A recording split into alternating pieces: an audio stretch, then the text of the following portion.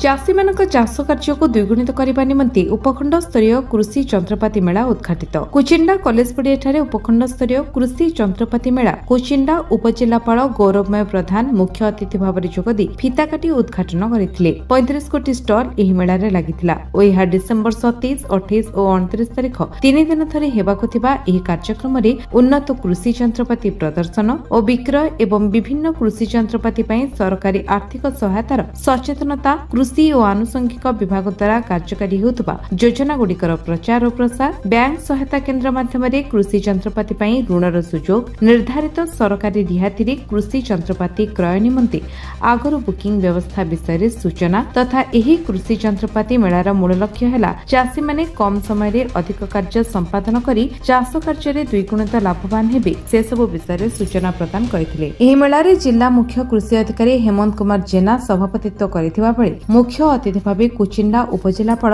गौरवमय प्रधान सम्मानित अतिथि भाव मुख्य कृषि जंत्री मुक्तिकांत महापात्र कुचिंडा ब्लॉक चेयरमैन भुवनेश्वर किसान बामरा ब्लॉक चेयरमैन पिंकी धरुआ जिला परिषद सभ्य दिव्यराज किसान कृष्णचंद्र टप्पो सांसद प्रतिनिधि रुद्र प्रताप देव सुपरिटेंडेंट अभिमन्यु जेना अतिथि भाव में जोगदी विभिन्न स्टल गुड़िक परिदर्शन कर सफल चाषी मानक सम्मानित कर पुरस्कार प्रदान करथिले। सेमानक मध्यरु अग्रणी चाषी भाव में मां भैरवी एसएचजी कुचिंडा उद्यान कृषि सफल चाषी भाव में कल्पना नायक जमनकिरा मत्स्य विभाग में सफल चाषी भाव में समीर पटेल बामरा प्राणी संपदर सफल चाषी भाव में अनूप चौधरी बामरा सफल चाषी भाव में जगत राम कुजूर मित्रभानु पटेल आदि चाषी को सम्मानित करा जायतिला। सभा प्रारंभ में प्रथमे मां समलेश्वरी तैलचित्र पार्श्व प्रदीप प्रज्वलन करने पर पूर्वतन प्रधानमंत्री मनमोहन सिंह वियोग गोटे मिनिट नीरव प्रार्थना करथिले। एही अवसर में कुचिंडा बीडीओ जन साहू तहसीलदार मिताली मधुस्मिता दलई एसटीभीओ प्रसन्न सामल कुचिंडा हॉर्टिकल्चरिस्ट प्रमुख उपस्थित रहिथिले। कुचिंडा कृषि अधिकारी एडीओ प्रसन्न कुमार स्वाही एही सभा रे स्वागत और अतिथि परिचय सहित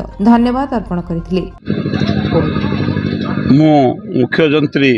कृषि विभाग ओडिशा आज एठारे आमर उपखंड स्तरीय कृषि जंत्रपाति मेला उद्घाटन उत्सव में जोग दे धन्यवाद मन निजक धन्य मन करुछि। आमर ये मेलार उद्देश्य जे आमे चाष कार्य व्यवहार होता समस्त जंत्रपाति नुआ ज्ञान कौशल न्यू टेक्नोलोजी केमिति चाषी पाखे पहुँचू तेणु आमर ये जो जिला स्तरीय एवं ता तले उपखंड स्तरीय जंत्रपाति मेला आयोजन करा जाउछि। एथिरे कृषि जंत्रपाति व्यतीत आमर अन्यान्य समस्त योजना आम विभाग योजना एवं कृषि आनुषंगिक विभाग तथा मत्स्य पशु संपद एवं जिते से विभाग जिते प्रकार योजना अच्छी से समस्त योजना विषय चाषी मान अवगत करवा यार मुख्य उद्देश्य आपण जानवा दरकार जे कृषि जंत्रपाति रे आम राज्य जो आमर हेक्टर प्रति जो शक्ति खर्च रे जातीय हार ठारू सामान्य तले अच्छी तेणु आमे परिश्रम करी आमे चाषी मानू ज्ञान कौशल प्रदान करी या केमिति आमे आमर सर्वभारतीय स्तर को नबू। ये कुचिंडा संबलपुर जिलार एक कृषि प्रधान एरिया अंचल यही अंचल रे डाली जातीय तैलबीज जातीय एवं धान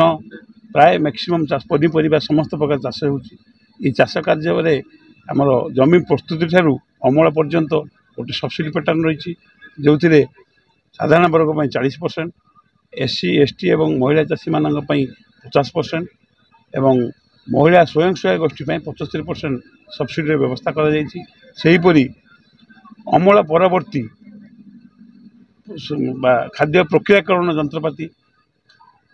यथा आमर मुड़ी मिल तेल मिल मिनी डाल मिल मिनी ऑयल मिल चूड़ा मिल एवं जिते प्रकार आम प्रक्रियाकरण जंत्रपाति आम सहित अनुमोदित होती से समस्त आमर सब्सिडी देवाई साधारण लोक मैंने 50% एससी एसटी एवं वोमेन महिला चाषी मान 60% और महिला स्वयं सहायक गोष्ठी 75% सब्सिडी व्यवस्था रही।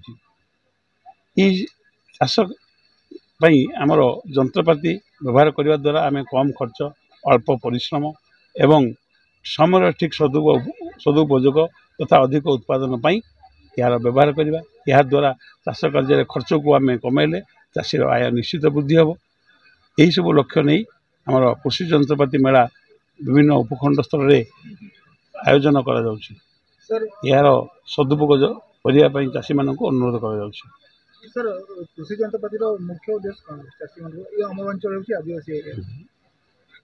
यार उद्देश्य हूँ कम खर्च अल्प परिश्रम